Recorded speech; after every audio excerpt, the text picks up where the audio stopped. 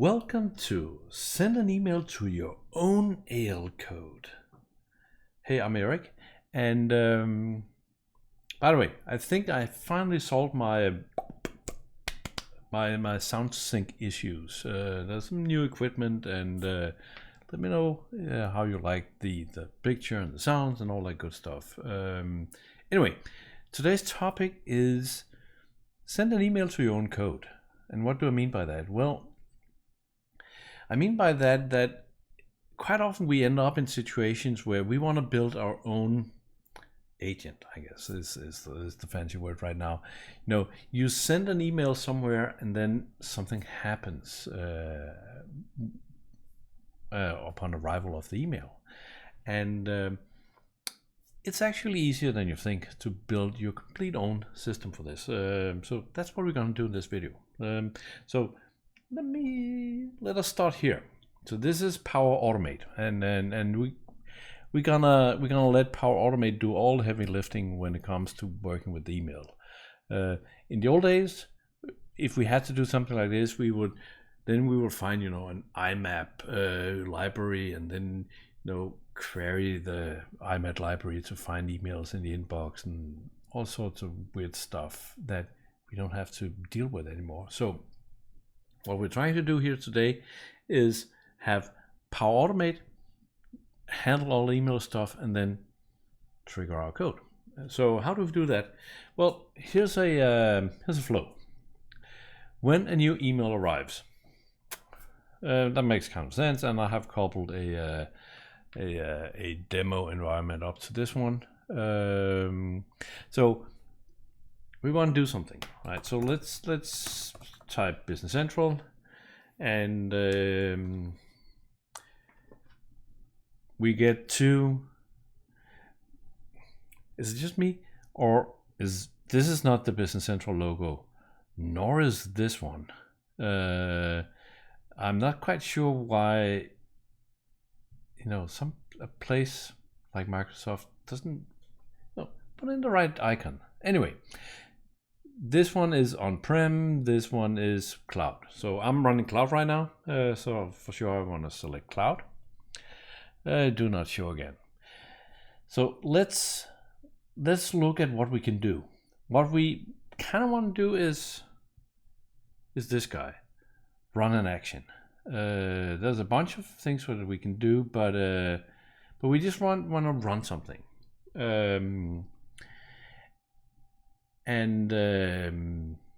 We can get our select our environment. Let's do that. I think I'm in BC25 and Kronos. And if I select something here, let's just select, it doesn't really matter, so that's when it becomes hard to select, because kind of matters and doesn't matter anyway. Power BI for some reason. No, that was the worst thing we could select. Let's select the 2.0 thing then. That's probably actually better. Journal post. So there's an action called journal post, and then we have to pass an ID for that. Because these actions are all what is known as a bound action, meaning that they're connected to something. So I think where we need to start this is to build something that we can bound an action to. And I think I have, here we go. I just created a new app before we start this. So let's get rid of the hello world stuff, and create a new table. Inbound API calls. How about that? That could be nice. For the primary key, I kind of want to keep this super simple. So because we need a record to bound our call to, but what will that record be? Well, the record will actually be a holder for potential parameters, potential return values, because when you call an action, there isn't really a great way of handling output. But if we have a bound record, we can put the output into the bound record. So the way I usually do it is that I create a table with a integer as the primary key, and then we can keep it simple and have a field called subject. That's a text 200, and return value could be a text 100. Maybe that's it. Let's keep it simple. So we set this to auto increment because we don't really. So in Business Central, every record now has two primary keys. Remember, we have a system ID and we have whatever primary key there is. But for some reason we cannot have system ID become the primary key. That would be very nice, but somehow that is not an option right now. And we cannot create a key with, well, then we could and then auto create a GUID on demand, but this works. So here is our inbound call. So what I want to do now is actually I want to create an API page. I can't remember if there's a fancy one for this. There's not, so we'll just go with a regular one. Inbound API calls. Why not? Inbound API calls. This should be an API. API publisher, YouTube. How about that? API group, YT, perhaps lowercase. 2.0. Call and calls. There we go. And what do we want? We just want to put our 3 fields out there. We're done. So, and if you want to hang on, why was that so easy? It's so easy because I have this guy installed in my VS Code. So this was the AL object wizard thing that did that for us. Pretty nice. It's not complete though. So what I want to do here is that I want to say that OData key fields is system ID. It's not specified as a source expression, so let's get rid of this one and actually just go with pure system ID down here. So we don't ever actually use the primary key, we just use the GUID all the time. So here's the thing. And if we publish this,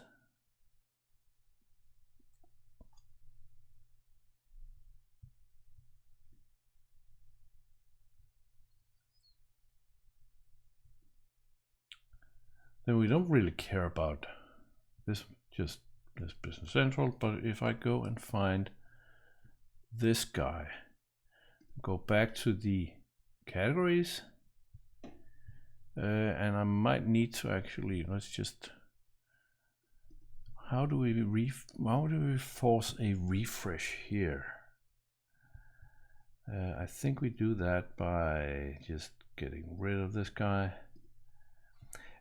But again, as I said, we need something to bound for. So the step that we need to do is not call an action. First, we will create a record. Where do we want to create the record? We want to create the record in our environment, in our company. And now hopefully we have a new category. There we go, YouTube. And here we have something called calls. And we could, now we could pass parameters to the record. We don't really care about the return value, but in the subject, we could go and, hey, mouse, move. Add the subject from from our email. So now what we can do is go to the next step. Well, let's actually save this first, because we don't have an action yet. So after I have created this record, I have my placeholder for my call, then I can call an action. But how do we create an action? Well, we create an action by going back here on the API page,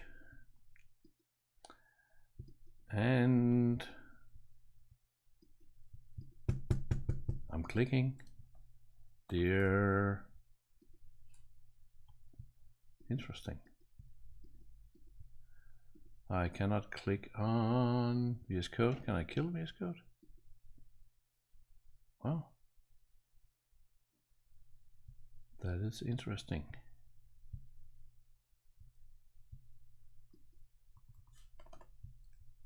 Oh, I was back. That was weird. So we can add a procedure here. And we can do call AL code. And what we want to do here is do a service enabled. Is only valid for normal methods. Sure. I think this is a pretty normal method. Let's see how normal it needs to be for this to go away. So the method needs to have an action context. A web service action context. Is this normal enough? Oh, see, it went away. Now it's normal enough.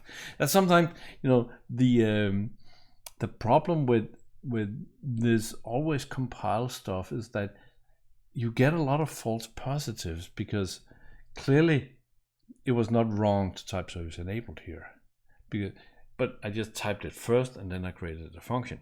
But if we were to satisfy the gods of always compiling your source code, then I would write the procedure first and then I would set it to service enabled. But now I did it the other way around and I got a weird error. But that's just, you got to deal with that. So what can we do in here? Well, now we actually have rec, and rec will be so we can, let's actually just do this error. This is your AL code creating an error. Boom. How about that? That's pretty nice. So let's publish this again.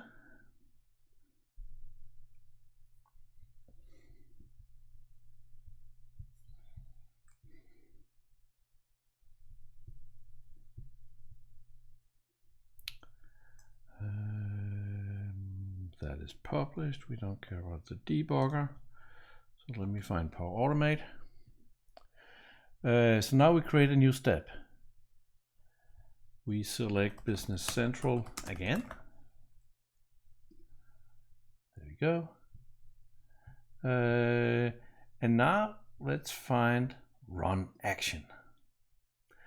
I select the environment, and there's all sorts of cool tricks that you can do inside Power Automate, where you build variables so you can have the same setting for the environments and companies and stuff like that. And there's people out there who are way better at the whole Power Automate thing than I am. So I'm just gonna do the very simple version here.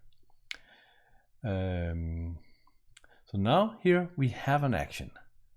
Call dash and then the name. So call was our, remember, if we go back and check this out. So call is our entity and our action is call AL code.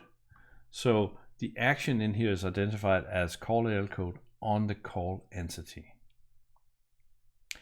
If I added parameters to my function here, they will show up here, but now we kind of had the parameters in the bound record, so we don't really need them. But we still need to tell what is the bound record we're using. So it asks for an ID because that's a primary key here. And the great thing about that is that then we can just grab the ID we got out of this step. So let's save this. And I guess we can test it. Send an email into your inbox to trigger it with a recently used trigger. I think we have one. I just tested that my connection was there's 17 minutes ago. So I do a test, run details. Oh no, my run failed. But let's see. We did create the record, and we ran the action, and this is your AL code creating an error. So we have now connected an email to a code, and then we can basically do anything. And we only spent 15 minutes on it. So that is a pretty easy way to create automation, create agents, create all sorts of functionality. Of course, there's also, need to figure out who can send. So maybe we need to actually expand this with a field so we can save where did the email come from. So maybe we want to do not fuel but field, sender text 200. Wow, that was a lot of wrong curly brackets. Caption equal sender, and we add that to the API. Wow, field sender. There you go. We don't really need the caption here, but let's talk about the return value, because there's no return value here. And I think if we try to do something, then they might get angry at us at some point. But what we can do in here is that we can do rec.return value equal result of stuff happening. Rec.modify. The other option is, if you don't have any return values, you can actually just delete rec here. You can do rec.delete as the last operation, and then you're good. Then this temporary placeholder is gone. So now if we publish this, and while that happens, we go back here. Oh, go away. Don't need that one. So we go back here, and then we say, okay, now we run the action, and that is all good. Go back to the code. Second.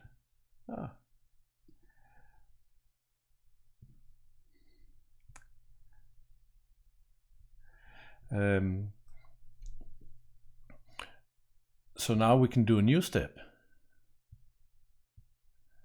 And we can go back and say busyness centralis.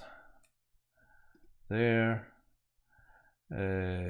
Find one record. What's the difference between find one and get? I get this on a key thing, and find is filtering. So I do the whole gymnastics here again. B 2.0, that's the wrong one. We want the YouTube one, and our table is calls. And here is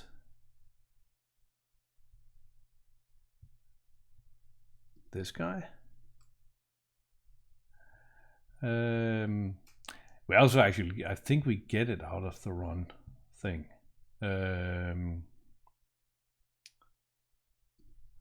So let's say we do this, save, test, automatically with a recent used this guy, test again. Your flow ran successfully. So we go down here, get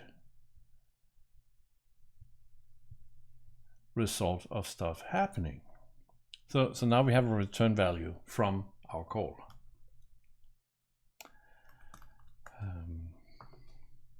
So that's how you can connect your AL code through an email. It could, and you can see this way. Now I just used an email as an example. It could be a ton of other operations from the Power Automate side that will actually trigger and run your custom AL code. Whatever you want could happen. And the only thing you need to do is create the placeholder table, and then you bound the function to that. Pretty easy. So I use it all the time when triggering needs to happen. But if you're not, wow, my fingers. If you need more AL hacking, this video is for you. It's a good one. I'll see you there. Take care. Bye.